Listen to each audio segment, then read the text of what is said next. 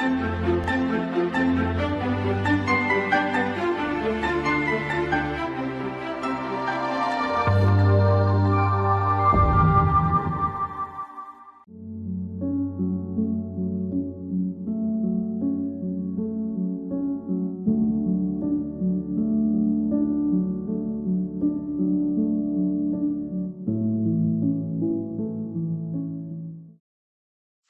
আমাদের আলোচনার বিষয় অষ্টাদশ শতক, বৈষ্ণব নিবন্ধ, মহান্ত জীবনী, পদাবলী সংহিতা ও ব্রতকথা।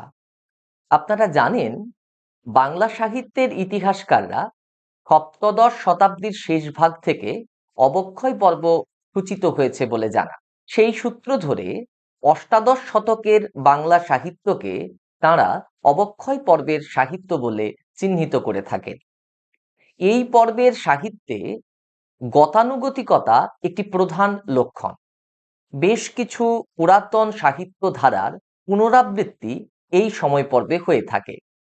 তাহলেও এই সময় পর্বে বেশ কিছু নতুন ধরনের সাহিত্য রীতি, সাহিত্যের দু একটি নব্য শাখার জন্ম হয়। আজকে আমরা তেমনই কয়েকটি সাহিত্য শাখা সম্পর্কে আলোচনা করব। এই সূত্রে আজকে আমাদের আলোচনায় উঠে আসবে যে বিষয়গুলি, সেগুলি হলো অষ্টাদশ শতাব্দীর বৈষ্ণব সাহিত্যের বিবিধ ধারা, বিবিধ বৈষ্ণব নিবন্ধের পরিচয়, চৈতন্য জীবনী ও অনুরূপ সন্ত জীবনী, পদাবলী ও কীর্তন গানের ধারা, বৈষ্ণব পদসংকলন বা পদসংহিতা জাতীয় গ্রন্থ এবং স্থানীয় দেবদেবীর মাহাত্ম্যসূচক ব্রতকথা। এই আলোচ্য বিষয়গুলির মধ্যে প্রথম 5টি বিষয় বৈষ্ণব সাহিত্যকে কেন্দ্র করে আধারিত এবং সর্বশেষ আলোচ্য বিষয়টি স্থানীয় লৌকিক দেবদেবীকে কেন্দ্র করে আধারিত।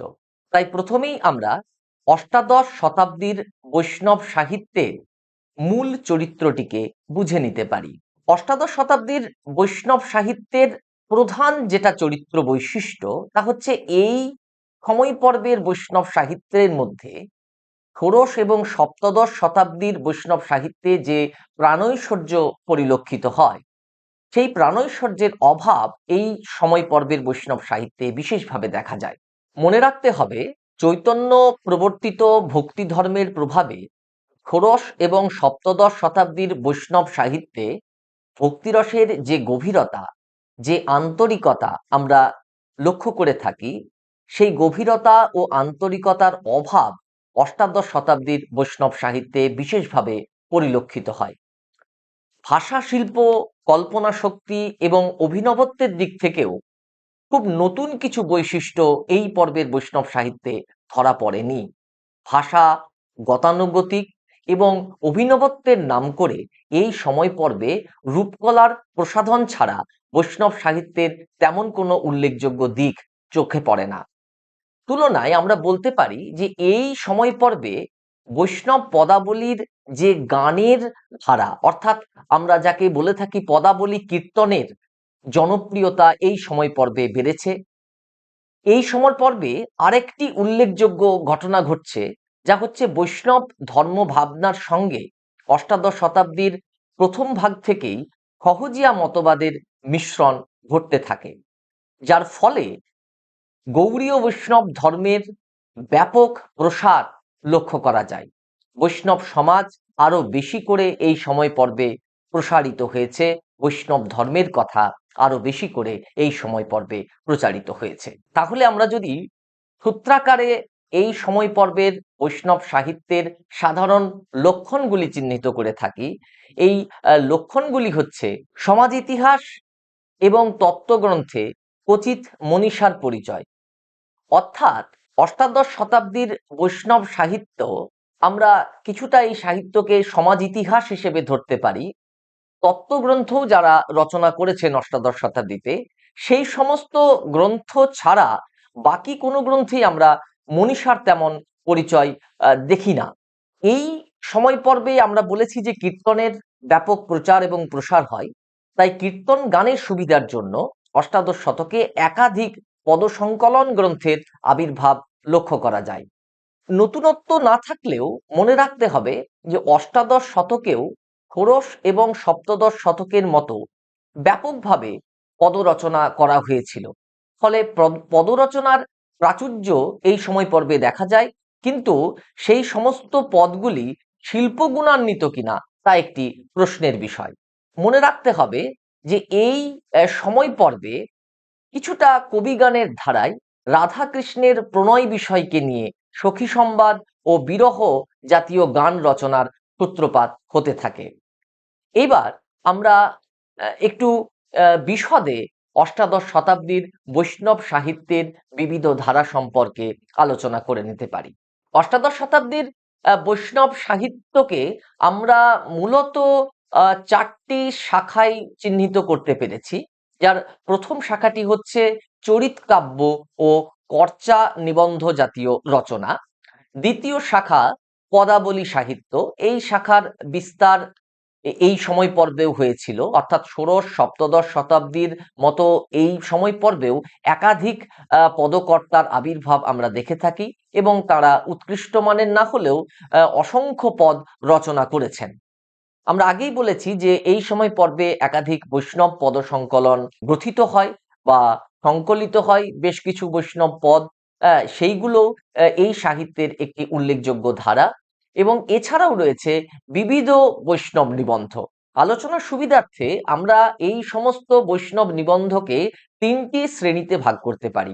একেবারে প্রথম শ্রেণীতে আমরা আলোচনা করব কৃষ্ণ লীলা কাব্য ও সমজাতীয় কিছু পালা জাতীয় রচনা।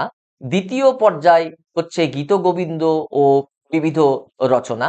এবং বৈষ্ণব নিবন্ধর আরেকটি শ্রেণী হচ্ছে বেশ কিছু বৈষ্ণবীয় পুরাণের অনুবাদ ও সমজাতীয় কিছু রচনা।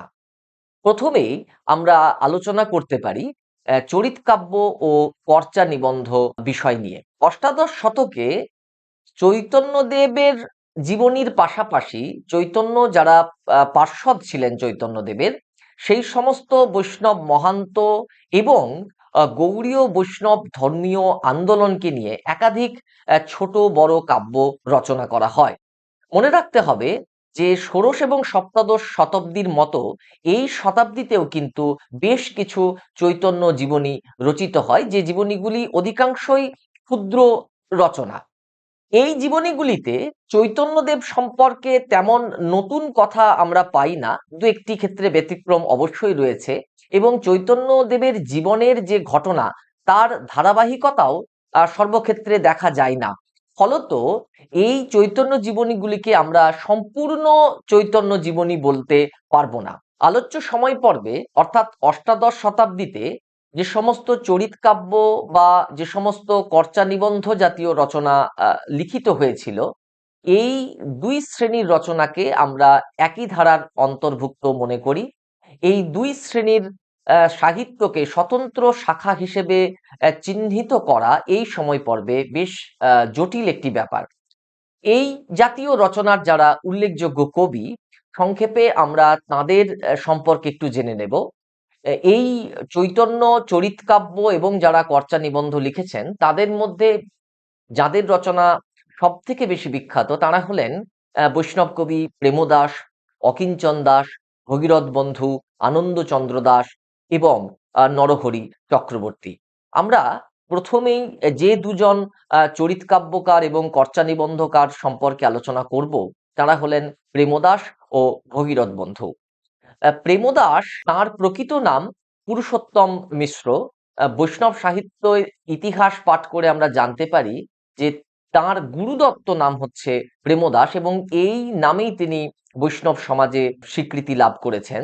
তিনি চৈতন্য জীবন এবং তৎকালীন যে বৈষ্ণব সমাজ, সেই বৈষ্ণব সমাজকে কেন্দ্র করে মূলত দুটি গ্রন্থ রচনা করেছেন। গ্রন্থ দুটি হলো চৈতন্য চন্দ্রোদয় কৌমুদী এবং বংশী শিক্ষা। যে দুটি গ্রন্থই সালের হিসেবে আমরা দেখতে পাচ্ছি যে অষ্টাদশ শতাব্দীর প্রথম পর্বে রচিত হয়। আমরা প্রথমেই চৈতন্য চন্দ্রোদয় কৌমুদী সম্পর্কে একটু তথ্য আপনাদের জানিয়ে রাখি। চৈতন্য চন্দ্রোদয় কৌমুদী এটি কবিকর্ণপুর পরমানন্দ সেনের চৈতন্য চন্দ্রোদয় নাটকের বাংলা অনুবাদটি সংক্ষিপ্ত অনুবাদ। তার সব থেকে যে গ্রন্থটি বিখ্যাত সেই গ্রন্থটি হচ্ছে বংশী শিক্ষা। এই বংশী শিক্ষা গ্রন্থটি 4টি উল্লাসে সমাপ্ত হয়। এই বংশী শিক্ষা গ্রন্থ বৈষ্ণব তান্ত্রিক রসরাজ সাধনা, এই সাধনাও এক প্রকার সহজিয়া বা রাগানুগা সাধনা বলতে পারি আমরা। তো সেই বৈষ্ণব তান্ত্রিক রসরাজ সাধনা বিষয়ক রচনা। আমরা আগেই বলেছি যে 4টি উল্লাসে বংশী শিক্ষা সমাপ্ত হয়েছে। এর মধ্যে 3.5 উল্লাসে চৈতন্যদেব কর্তৃক বংশীবদন চট্টোপাধ্যায়কে শিক্ষাদান এবং বাকি অর্ধেক উল্লাসে চৈতন্যদেবের গৃহত্যাগ ও বংশীবদনের পরিচিতিমূলক কিছু কাহিনী স্থান পেয়েছে। এই বংশী শিক্ষা গ্রন্থে নিত্যানন্দ দেবের পত্নী জাহ্নবা দেবী ও তাঁর সন্তান বীরভদ্র, যিনি বৈষ্ণব আন্দোলনের অন্যতম পুরোধা পুরুষ ছিলেন, তাদের সম্পর্কেও এই বংশী শিক্ষা গ্রন্থে বেশ কিছু নতুন কাহিনী পাওয়া যায়। আমাদের পরবর্তী চরিত কাব্যকার হলেন ভগীরথ বন্ধু। ভগীরথ বন্ধুর কাব্য নাম চৈতন্য সংহিতা। গ্রন্থটি বাংলা সাহিত্যের ইতিহাসে একটি বিশেষ কারণের জন্য বেশ উল্লেখযোগ্য। কারণটি হচ্ছে যে এই গ্রন্থে চৈতন্যদেবের জন্ম তিথির উল্লেখ রয়েছে। ভগীরথ বন্ধু তার চৈতন্য সংহিতা গ্রন্থে বলেছেন, ফাল্গুনের দ্বাবিংশতি পূর্ণমাসী শুভ অতি, তারা পূর্ব ফাল্গুনী গণন, রাশিচক্রে দেখতে পাই শশী রাহু এক ঠাই, পূর্ণিমার যোগেতে গ্রহণ। এই যে ত্রিপদী, এই ত্রিপদীর সাহায্যে আমরা চৈতন্যদেবের জন্মের দিন ক্ষণ তিথি মাস সহজেই নির্ণয় করতে পারি, যা অন্য কোনো বৈষ্ণব চৈতন্য জীবনচরিতে লেখা হয়নি। চৈতন্য সংহিতা মূলত আগম জাতীয় রচনা। আগম জাতীয় রচনার স্বতন্ত্র একটি বৈশিষ্ট্য রয়েছে। এই জাতীয় রচনার বক্তা হচ্ছেন শিব, যার শ্রোতা হচ্ছেন পার্বতী। দুজনের কথোপকথনের মাধ্যমে এই জাতীয় রচনা লিখিত হয়। কবি জাতিতে ছিলেন শঙ্খকার। সুকুমার সেন তার বাংলা সাহিত্যের ইতিহাসের 2য় খণ্ডে বলেছেন যে কবি সম্ভবত খানাকুলের অভিরাম দাসের শিষ্য ছিলেন। পরবর্তী চরিত কাব্যকার ও কর্চা নিবন্ধকার হিসেবে আমরা যে দুজন চরিত কাব্যকারের কথা আলোচনা করব তারা হলেন অকিঞ্চন দাস ও আনন্দচন্দ্র দাস। অকিঞ্চন দাসের কাব্যের নাম বিবর্ত বিলাস। এই বিবর্ত বিলাসের বিষয়ও হচ্ছে বংশী শিক্ষার মতোই। বিবর্ত বিলাস গ্রন্থে তান্ত্রিক আচারের ওপর একটু বেশি গুরুত্ব আরোপ করা হয়। এই গ্রন্থে বেশ কিছু কিংবদন্তি স্থান পেয়েছে, যে কিংবদন্তিগুলির ঐতিহাসিকতা সম্পর্কে আমরা কিছুটা হলেও সন্দেহমুক্ত হতে পেরেছি। যদি আমরা তত্ত্বচিন্তার দিক থেকে দেখি, তাহলে তত্ত্বচিন্তার দিক থেকে সহজিয়া ভাবধারার প্রচার এই গ্রন্থকে কেন্দ্র করে লক্ষ্য করা যায়। এই গ্রন্থে চণ্ডীদাসের ভণিতাযুক্ত বেশ কিছু পদ আছে। আমরা বলতে পারি এই চণ্ডীদাস সহজিয়া চণ্ডীদাস, এবং চণ্ডীদাস রচিত যে সমস্ত পদ আমরা এই গ্রন্থে পাই, সব পদই মোটামুটি ভাবে রাগানুগা সাধন পদ্ধতির পরিচয় দেয়। আমাদের পরবর্তী চরিতকাব্যকার বা কর্চা নিবন্ধকার হলেন আনন্দচন্দ্র দাস। আনন্দচন্দ্র দাস যশোরের কবি। তার কাব্যের নাম জগদীশ চরিত্র। এই জগদীশ ছিলেন চৈতন্যদেবের নবদ্বীপের প্রতিবেশী এবং চৈতন্যদেবের প্রধান ভক্ত জগদীশ পণ্ডিত। সেই জগদীশ পণ্ডিতের সংক্ষিপ্ত জীবনী হচ্ছে জগদীশ চরিত্র। এই সমগ্র কাব্যটি 12টি বর্ণ নামক অধ্যায়ে বিভক্ত হয়। এই সময় পর্বের সব থেকে উল্লেখযোগ্য চরিতকার বা নিবন্ধ রচয়িতা হিসেবে আমরা উল্লেখ করতে পারি নরহরি চক্রবর্তীর কথা। নরহরি চক্রবর্তী, যার অপর নাম ঘনশ্যাম, তিনি অষ্টাদশ শতাব্দীর গৌড়ীয় বৈষ্ণব ধর্মান্দোলনের অন্যতম গুরুত্বপূর্ণ ব্যক্তি। মুর্শিদাবাদ জেলার সৈয়দাবাদ পরগনার কবি তিনি।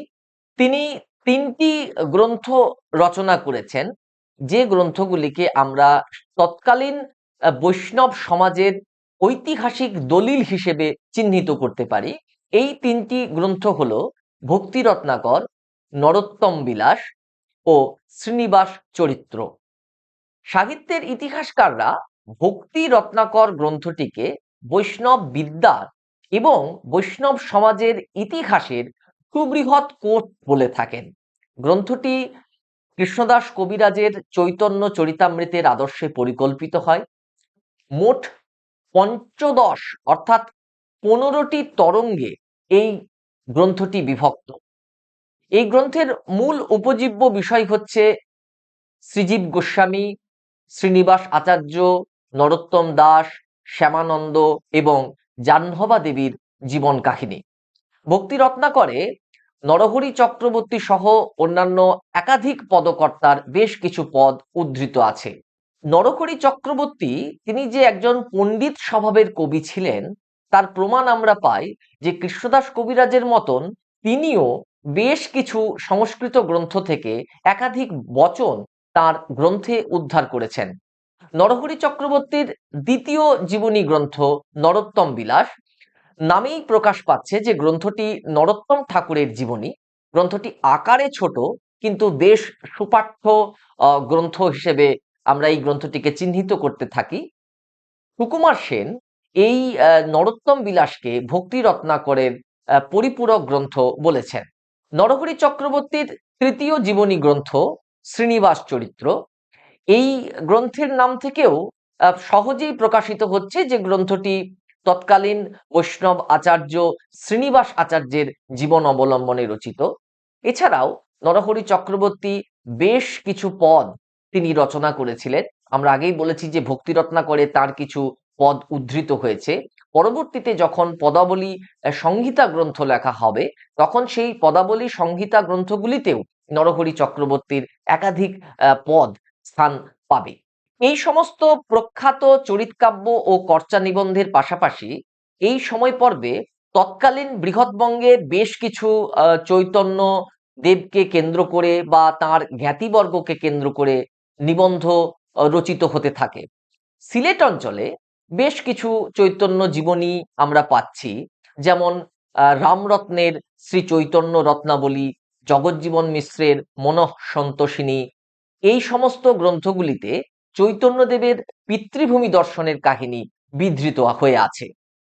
এছাড়াও উল্লেখযোগ্য বেশ কিছু নিবন্ধ এই সময় পর্বে রচিত হচ্ছে, যেমন পুরন্দরের শ্রী চৈতন্য চরিত, রামশরণের চৈতন্য বিলাস, ধূপরাজের গৌরাঙ্গ সন্ন্যাস, রামানন্দের রসতত্ত্ব বিলাস ইত্যাদি। এই সময় পর্বে একটু ব্যতিক্রমী চরিতকাব্য হচ্ছে রাধারমণ দাসের বঞ্চিত চরিত্র। বঞ্চিতকে না, বঞ্চিত হচ্ছেন গঙ্গারাম ঘোষ, যাকে বৈষ্ণব সমাজে বঞ্চিত নামে অভিহিত করা হতো। বঞ্চিত নামে বঞ্চিত চরিত্র হচ্ছে বঞ্চিত গঙ্গারাম ঘোষের জীবনী। এই সময় পর্বের আরেকটি উল্লেখযোগ্য জীবনী কাব্য হচ্ছে শ্যামচন্দ্রোদয়, যার রচনাকার হলেন জগদানন্দ। শ্যামচন্দ্রোদয় মঙ্গলডিহির পর্ণিগোপাল বা পানুয়া ঠাকুরের শ্যামচাঁদ বিগ্রহের প্রাপ্তি ও প্রতিষ্ঠার কাহিনী। কৃষ্ণচরণ দাসের শ্যামানন্দ প্রকাশ এই সময় পর্বের আরেকটি উল্লেখযোগ্য চরিতকাব্য। বৈষ্ণব আচার্য শ্যামানন্দের বৈরাগ্য ও তার পরবর্তী যে জীবনী, সেই জীবনী অত্যন্ত অল্প কথায় বর্ণিত হয়েছে এই শ্যামানন্দ প্রকাশে।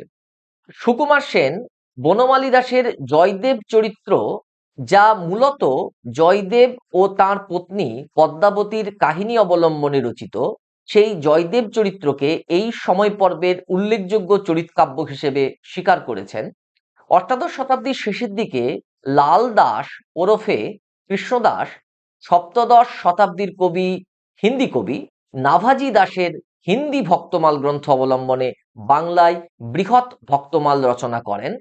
এই গ্রন্থে চৈতন্যদেব সহ একাধিক বৈষ্ণব ভক্তের জীবনী গ্রথিত হয়। ভারতীয় ভক্তি জীবনী হিসেবে এই গ্রন্থটির সবিশেষ মূল্য রয়েছে। এরপর আমরা আলোচনা করব অষ্টাদশ শতাব্দীর পদাবলী ও কীর্তন গানের ধারা সম্পর্কে। পদাবলী সাহিত্যের কথা বলতে গেলে মনে রাখতে হবে যে এই সময় পর্বে রচিত পদসাহিত্যে তত্ত্বের প্রবণতা একটু বেশি পরিমাণে লক্ষ্য করা যায়। অর্থাৎ এই সময় পর্বের বৈষ্ণব পদসাহিত্য যেন গৌড়ীয় বৈষ্ণব ধর্মের তাত্ত্বিক ভাষ্য। এছাড়াও বৈষ্ণব সাহিত্যের মধ্যে একটা প্রাণহীন গতানুগতিকতা এবং পূর্বতন কবিদের রচনার পুনরাবৃত্তি পরিলক্ষিত হয়। তাহলেও মনে রাখতে হবে যে অষ্টাদশ শতাব্দীর সময় পর্বে বৈষ্ণব সম্প্রদায়ের মধ্যে কিন্তু একটা বিপুল বিস্তার লক্ষ্য করা যাচ্ছে। বৈষ্ণব ধর্ম এবং বৈষ্ণব সম্প্রদায় যত বিস্তারিত হচ্ছে, ফলে অনেক কবি কিন্তু উঠে আসছেন যারা বৈষ্ণব পদ রচনা করছেন, যদিও তাদের অনেকেরই পদ সাহিত্যের বিচারে তেমন উল্লেখযোগ্য নয়। হলেও এই সময় পর্বে আমরা বেশ কিছু উল্লেখযোগ্য পদকর্তাকে পাই, যেমন প্রেমদাস, চন্দ্রশেখর, শশীশেখর ভাতৃদ্বয়, রাধামোহন ঠাকুর, নরহরি চক্রবর্তী এবং দীনবন্ধু দাস এই সময় পর্বের অত্যন্ত বিশিষ্ট কবি। পাশাপাশি এই সময় পর্বের আরেকটি স্বতন্ত্র বৈশিষ্ট্য হচ্ছে যে এই সময় পর্বে মুসলমান পদকর্তাদের আধিক্য পরিলক্ষিত হয়। আমরা একাধিক মুসলমান পদকর্তাকে এই সময় পাই। তারা হলেন আফজল, আমান, মীর ফয়জুল্লাহ, শেখ কবির, এবাদুল্লাহ, আলিমুদ্দিন, মোহাম্মদ হামিদ প্রমুখ। সাহিত্য ইতিহাসকার সুকুমার সেন এই সময় পর্বের বৈষ্ণব পদগানের ধারা আলোচনা করতে গিয়ে কীর্তন গানের রীতিতে যে পরিবর্তন ও পরিবর্ধন পরিলক্ষিত হচ্ছে, সেই বিষয়টিকে তিনি গুরুত্ব সহকারে আলোচনা করেছেন। এই সময় পর্বে লক্ষ্য করা যায় যে পদাবলীর গানের যে ঘরানা, তার মধ্যে রাগ তালের বিচিত্রতা পরিলক্ষিত হচ্ছে এবং তার ফলে মাধুর্য বিস্তারিত হচ্ছে। তাতে করে পূর্বতন যে মঙ্গল পাঁচালী, সেই মঙ্গল পাঁচালীর মর্যাদা কিছুটা হলেও এই সময় পর্বে হ্রাস পাচ্ছে। এই সময় পর্বে লক্ষ্য করা যাচ্ছে যে অনেকেই এই গানগুলির অর্থ সম্যকভাবে উপলব্ধি করতে পারতেন না। তাই এই সময় পর্বে গায়করা তাদের গানের ব্যাখ্যান যুক্ত করেছিলেন তাদের গানে। সেই হিসেবে তারা যুক্ত করেছেন আখর ও তুক্ষ গান। এই আখর ও তুক্ষ গানগুলি প্রক্ষিপ্ত হয়ে পদাবলী গানে বৈচিত্র্য আনে। আখর এবং তুক্ষ গান কি, সেই বিষয়টি একটু পরিষ্কার করা জরুরি।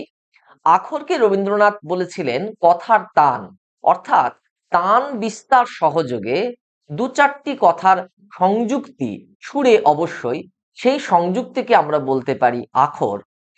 আখর যুক্ত হবার পরেও অনেকেই বৈষ্ণব গানগুলির যথার্থ অর্থ নির্ণয় করতে পারছিলেন না। তখন পদাবলীর যারা গায়ক, তারা পদাবলীর ব্যাখ্যা করতে থাকেন।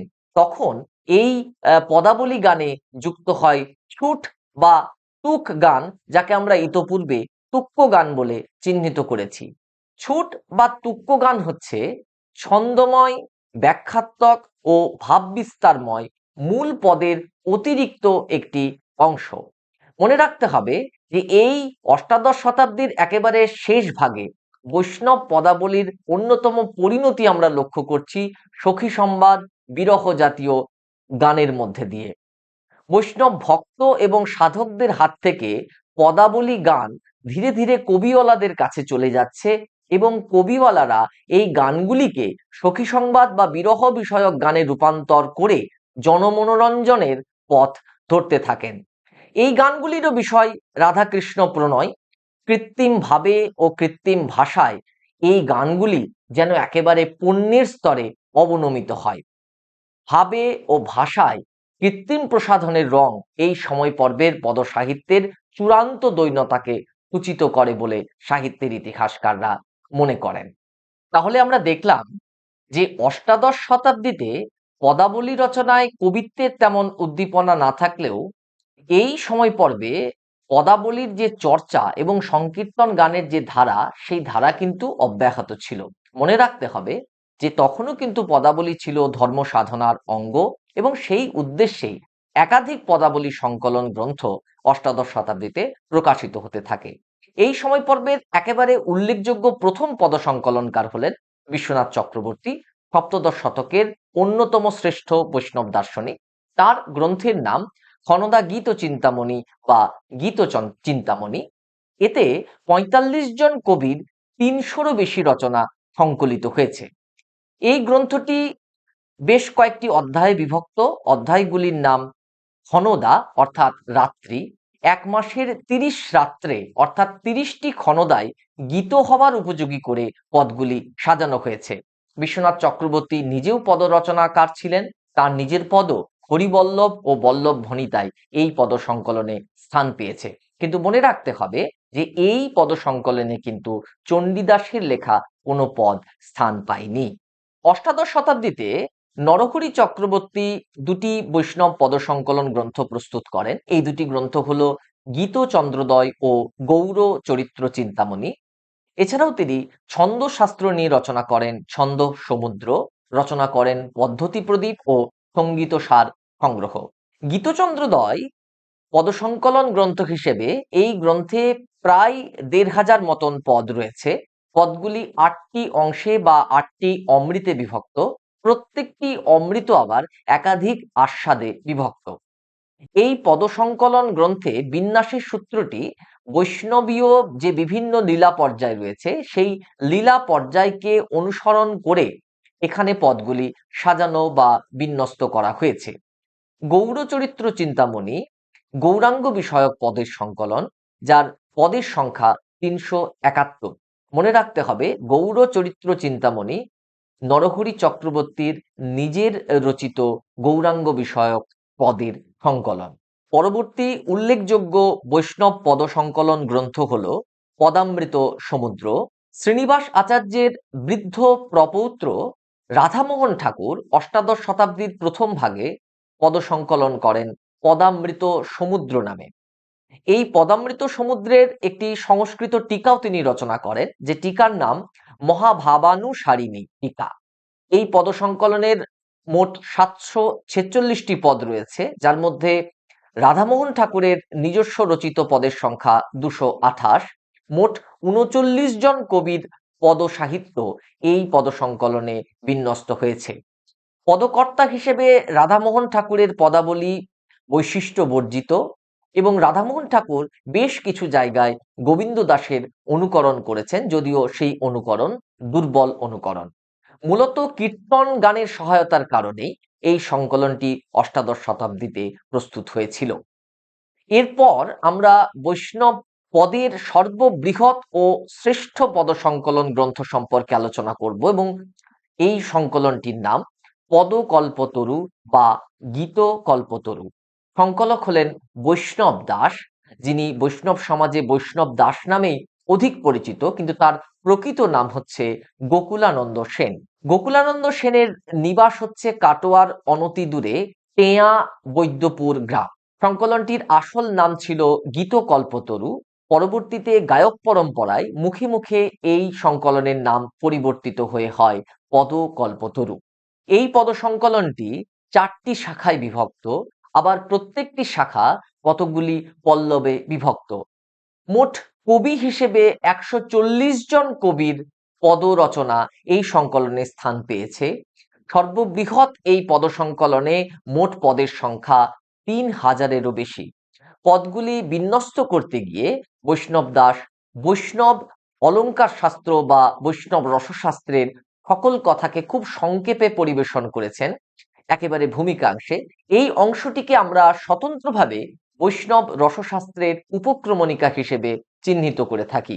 এই পদ সংকলনে বৈষ্ণব দাস বা গোকুলানন্দ সেনের নিজেরও কিছু পদ সংকলিত হয়, তবে সেই পদগুলি পূর্ববর্তী কবিদের মতো একই রকম গতানুগতিক ভাবে রচিত হয়।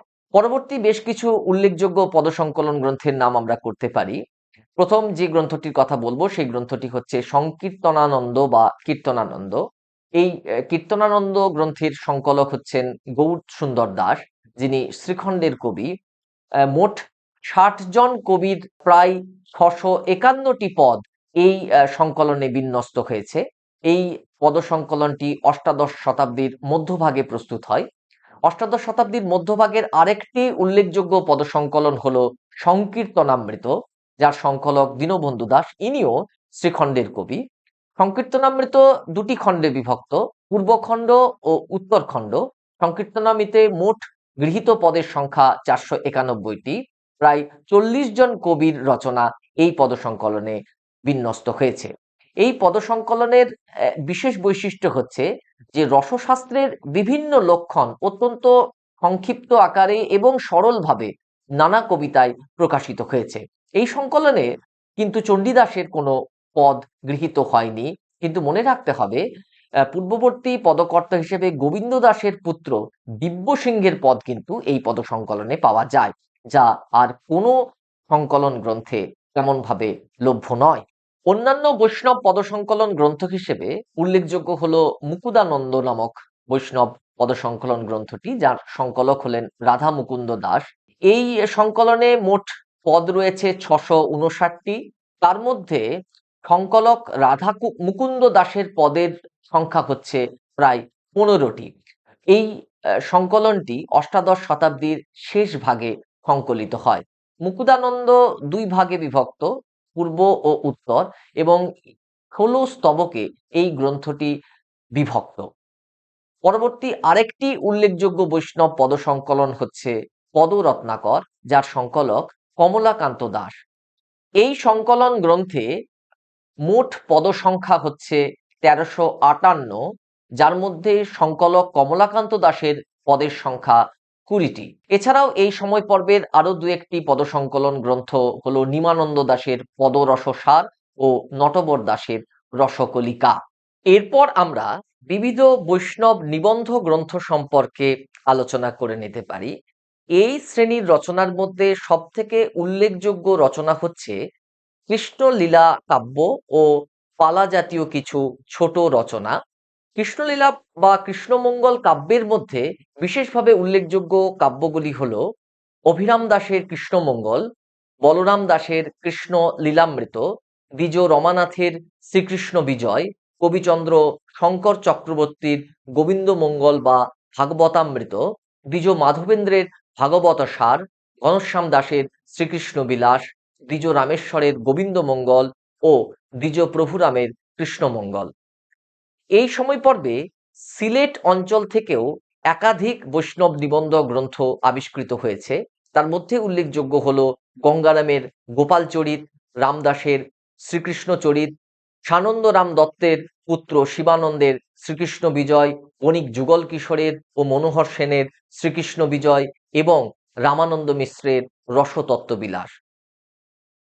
যতগুলি কৃষ্ণমঙ্গল বা পালা জাতীয় রচনা এই সময় পর্বে আবিষ্কৃত বা রচিত হয়েছিল, তার মধ্যে বিষ্ণুপুরের রাজা গোপাল সিংহের সভাকবি শঙ্কর কবিচন্দ্রের পালায় সব থেকে বেশি প্রচার লাভ করে বা জনপ্রিয়তা অর্জন করে। এই শ্রেণীর কৃষ্ণ লীলা কাব্য বা সমজাতীয় যে পালা আকারে ছোট ছোট রচনাগুলি আমরা পাচ্ছি, এই শ্রেণীর রচনাগুলিতে পুরাণের রীতিতে এবং গোস্বামী গ্রন্থের অনুসারে রাধাকৃষ্ণ লীলা বর্ণিত হয়েছে। পরবর্তীতে আমরা পুরাণের অনুবাদ ও বিবিধ পুরাণ কাহিনী সম্পর্কে আলোচনা করে নিতে পারি। অষ্টাদশ শতাব্দীতে একাধিক পুরাণের অসংখ্য অনুবাদ হয়েছিল। মূলত কোচবিহার রাজসভাকে কেন্দ্র করেই এই পুরাণের চর্চা হতে থাকে। এই রাজসভার অনেক কবি পুরাণের অনুবাদ করেন, যেমন দ্বিজ বৈদ্যনাথ শিবপুরাণের অনুবাদ করেন, রিপুঞ্জয় পদ্মপুরাণের অনুবাদ করেন, আবার দ্বিজ রামানন্দ বিষ্ণু পুরাণের অনুবাদ করেন। নারদীয় পুরাণ অর্থাৎ অন্যতম শ্রেষ্ঠ বৈষ্ণব পুরাণের সর্বাপেক্ষা পুরাতন অনুবাদ করেন সিদ্ধান্ত সরস্বতী। ত্রিপুরা রাজ গোবিন্দ মাণিক্যের আদেশে এই কাব্য রচিত হয়। আবার নারদীয় পুরাণের অন্তর্গত একাদশী মাহাত্ম্য কাহিনী অবলম্বনে একাধিক কবি কাব্য রচনা করেন। কামতা বা কামরূপে কবি হেমন্ত পুরাণের কাহিনী অবলম্বন করে একাধিক কাব্য রচনা করতে থাকেন। অষ্টাদশ শতাব্দীর গোড়ার দিকে বর্ধমানের রাজা কীর্তিচন্দ্রের মাতার নির্দেশে বর্ধমানের কবি প্রাণবল্লভ ঘোষ রচনা করেন জাহ্নবী মঙ্গল। এই সময় পর্বে বিবিধ পৌরাণিক কাহিনী কাব্য আকারে পরিবেশিত হতে থাকে। পৌরাণিক কাহিনীগুলির মধ্যে সবথেকে বেশি জনপ্রিয় হলো প্রহ্লাদ চরিত্র বা প্রসাদ চরিত্র আর উষাহরণ গাথা। প্রহ্লাদ চরিত্র বা প্রহ্লাদ চরিতের রচয়িতারা হলেন ভরত পণ্ডিত, সীতারাম দত্ত, জয়রাম দাস। আবার উষাহরণ পালার রচয়িতা হিসেবে আমরা অষ্টাদশ শতাব্দীতে অনন্তরাম দত্ত, গৌরীচরণ গুহ ও দ্বিজ রামচন্দ্রের উল্লেখ পাই। অষ্টাদশ শতাব্দীতে অনেকগুলি বৈষ্ণব শাস্ত্র ও গোস্বামী শাস্ত্র অনুদিত হয়। বলা বাহুল্য এই সমস্ত রচনা ক্ষুদ্রাকার নিবন্ধ জাতীয় রচনা ও সাহিত্য গুণ বর্জিত রচনা। এই সময় পর্বে একাধিক গীতগোবিন্দের অনুবাদ আমরা পেয়ে থাকি। গীতগোবিন্দের অনুবাদ করেন গিরিধর দাস, রসময় দাস ও দ্বিজ প্রাণকৃষ্ণ। এই সমস্ত রচনাগুলি মূলত মূলানুযায়ী, রাগরাগিণী অক্ষুণ্ণ রেখে মূলের ছন্দে ভাষান্তরিত। রূপ গোস্বামীর ললিত মাধব নাটক অনুবাদ করেন স্বরূপচরণ গোস্বামী, যে কাব্যের নাম প্রেম কদম্ব। আবার গোপাল দাস ও পরাণ দাস অনুবাদ করেন রায় রামানন্দের সংস্কৃত নাটক জগন্নাথ বল্লভ। এই সময় পর্বে বৈষ্ণব শাস্ত্র হিসেবে উজ্জ্বল নীলমণির একাধিক অনুবাদ প্রকাশিত হতে থাকে। অনুবাদ করেন জগন্নাথ দাস ও শচীনন্দন বিদ্যানিধি। এদের কাব্যের নাম যথাক্রমে উজ্জ্বল রস ও উজ্জ্বল চন্দ্রিকা। বৈষ্ণব ভক্তিতত্ত্ব ও রসসাধনা সম্পর্কে এই সময় পর্বে মৌলিক এবং অর্ধমৌলিক বহু নিবন্ধ রচিত হতে থাকে, যে নিবন্ধগুলির কাব্যমূল্য অকিঞ্চিৎকর, শিল্পগুণও অকিঞ্চিৎকর। বৈষ্ণব ভক্তিতত্ত্ব ও রসসাধনাকে কেন্দ্র করে রচিত নিবন্ধগুলির উপজীব্য হল তান্ত্রিক সহজ সাধন ঘটিত প্রক্রিয়ার নানা প্রয়োগ। এই সময় পর্বের একটি অন্যতম উল্লেখযোগ্য রচনা হিসেবে আমরা আত্মবোধকে পাই। আত্মবোধ বাংলা রামতন্ত্রের একমাত্র সহজিয়া নিবন্ধ, যার রচয়িতা হলেন জগৎরাম রায়। এতক্ষণ আমরা বৈষ্ণব সাহিত্যের বিবিধ ধারা সম্পর্কে একটি সাধারণ পরিচিতি লাভ করলাম। এরপর আমরা যে বিষয়টি আলোচনা করব সেই বিষয়টি হচ্ছে স্থানীয় দেবদেবীর মাহাত্ম্যসূচক ব্রতকথা। অষ্টাদশ শতাব্দীতে বিভিন্ন গ্রামস্থ যে স্থানীয় দেবদেবীরা রয়েছেন, ছোট বড় স্থানীয় দেবদেবী মাহাত্ম্যসূচক গাথা বা দীর্ঘপদ একাধিক রচিত হয়েছিল। তার মধ্যে যে কাব্যগুলি সব থেকে বেশি প্রচার লাভ করে তার মধ্যে উল্লেখযোগ্য হলো যোগাদ্দার বন্দনা। এই যোগাদ্দা বন্দনা আমরা পেয়েছি দ্বিজ দয়ারাম ও কৃত্তিবাসের ভণিতায়। সব থেকে বড় স্থানীয় দেবদেবীর মাহাত্ম্যসূচক নিবন্ধ হচ্ছে গদাধর দাসের কিরিটি মঙ্গল। কিরিটকোনা গ্রামের গ্রামস্থ দেবী কিরিটেশ্বরীর মাহাত্ম্যসূচক কাব্য হচ্ছে কিরিটি মঙ্গল। এই সময় পর্বে একাধিক ছোট ছোট সূর্যমঙ্গল কাব্য পাঁচালী আকারে যে কাব্যগুলি রচিত হয়, এই সমস্ত পাঁচালী কাব্য পাওয়া যায়, যার রচনাকার হলেন দ্বিজ কালিদাস, দ্বিজ লক্ষণ ও মালাধর বসু। এগুলি মূলত ব্রতকথা জাতীয় রচনা, রূপকথা ধর্মিতা এই জাতীয় রচনার অন্যতম বৈশিষ্ট্য। শুধু সূর্যদেবী নন, সূর্যপুত্র জিমুত বাহনের ব্রতকথা আমরা এই সময় পর্বে পাচ্ছি, যার নাম জিমুত মঙ্গল, রচনা করেন দ্বিজ শম্ভুরাম। আবার পঞ্চানন মঙ্গল অর্থাৎ পাঁচু ঠাকুরের ব্রতকথা পাওয়া যায় এই সময় পর্বে। মূলত যাদের ভণিতায় আমরা এই কাব্য পাই তারা হলেন কৃষ্ণকিঙ্কর ও মনোহর। ছোট বড় অনেকগুলি গঙ্গামঙ্গল জাতীয় পাঁচালী এই শতকে লেখা হয়েছিল। রচয়িতারা সকলেই গঙ্গা তীরবাসী। রচয়িতারা হলেন দ্বিজ গৌরাঙ্গ, জয়রাম দাস, দ্বিজ কমলাকান্ত। এই সময় পর্বে দেবী সরস্বতীর মাহাত্ম্য গাথা একাধিক রচনা করা হয়েছিল, যে কাব্যগুলির নাম সারদা মঙ্গল বা সারদা চরিত্র বা সারদা চরিত। এর রচয়িতা কবি দয়ারাম। কবি দয়ারাম মেদিনীপুরের কাশীজোড়া গ্রামের কবি। এই কাব্যের কাহিনী রূপকথাধর্মী। বিক্রমাদিত্যের সভাকবি কালিদাসের বরলাভের কাহিনী নিয়ে একাধিক কাব্য রচনা করা হয়েছিল, যেগুলিকেও আমরা সারদা মঙ্গল বা সারদা চরিত্র এই শ্রেণীর অন্তর্ভুক্ত রচনা বলে মনে করি। এই শ্রেণীর কাব্যগুলির মধ্যে উল্লেখযোগ্য হলো রাজসিংহের ভারতী মঙ্গল ও মুনিরাম মিশ্রের সারদা মঙ্গল। আলোচ্য শতাব্দীতে লক্ষ্মীমঙ্গল বা লক্ষ্মী চরিত্র অর্থাৎ লক্ষ্মী দেবীর ব্রতকথা জাতীয় পাঁচালী ক্ষুদ্রাকারে রচিত হয়। রচয়িতারা হলেন দ্বিজ পঞ্চানন, ভরত পণ্ডিত, দ্বিজ বসন্ত, যাদব দাস প্রমুখ। দ্বিজ নরোত্তমের লক্ষ্মীমঙ্গল বিশেষভাবে উল্লেখযোগ্য, কারণ এই লক্ষ্মীমঙ্গল কাব্যে দেবী লক্ষ্মী ও সরস্বতীর দ্বন্দ্বকে উপলক্ষ করে বিক্রমাদিত্যের এক অভিনব কাহিনী বর্ণিত হয়েছে। অষ্টাদশ শতাব্দীর শেষ দিকে রুদ্ররাম চক্রবর্তী রচনা করেন ষষ্ঠীমঙ্গল কাব্য। আবার দক্ষিণ রাঢ় প্রান্তের হাওড়া, হুগলি, মেদিনীপুর সম্মিলিত অঞ্চলে অনেকগুলি শীতলা দেবীর পাঁচালী রচনা করা হয়েছিল। এর রচনাকাররা হলেন অকিঞ্চন চক্রবর্তী, কবিবল্লভ ও নিত্যানন্দ চক্রবর্তী। দক্ষিণ রাঢ়ে সুবচনী দেবীর পূজা ও ব্রতকথা বিবাহ উপলক্ষে পাঠ করা হয়। এই ব্রতকথা বা এই জাতীয় পাঁচালী কাব্য রচনা করেন মুরলীধর দাস, দ্বিজ, রামপ্রসাদ, মাধবীলতা। আবার ভাগবত পুরাণ বর্ণিত ব্রহ্মার গরুচুরি অবলম্বনে এই সময় পর্বে কপিলামঙ্গল নামে একটি কাব্য রচনা করা হয়, যে কাব্যের রচয়িতারা হলেন দ্বিজ কবিচন্দ্র, কাশীনাথ, কেতকা দাস, ক্ষুদিরাম দাস। এতক্ষণ আমরা অষ্টাদশ শতাব্দীর বিবিধ বৈষ্ণব সাহিত্যের ধারা ও স্থানীয় বা গ্রামস্থ দেবদেবীর ব্রতকথা জাতীয় বা পাঁচালী জাতীয় রচনাগুলির উল্লেখ করলাম। এই রচনাগুলি হয়তো রচনা নৈপুণ্যের দিক থেকে তত উৎকৃষ্ট শ্রেণীর রচনা নয়, বা খুব বড় মাপের কবি অষ্টাদশ শতকে এই জাতীয় রচনায় হাত দিয়েছিলেন বলেও শোনা যায় না। এই শ্রেণীর কাব্যের মধ্যে পুনরাবৃত্তি দোষ অবশ্যই রয়েছে, কিন্তু মনে রাখতে হবে যে এই শ্রেণীর কাব্যগুলি কিন্তু অষ্টাদশ শতাব্দীর প্রচলিত সাহিত্য ধারার মধ্যে একটু হলেও নতুনত্বের আভাস আনতে পেরেছিল।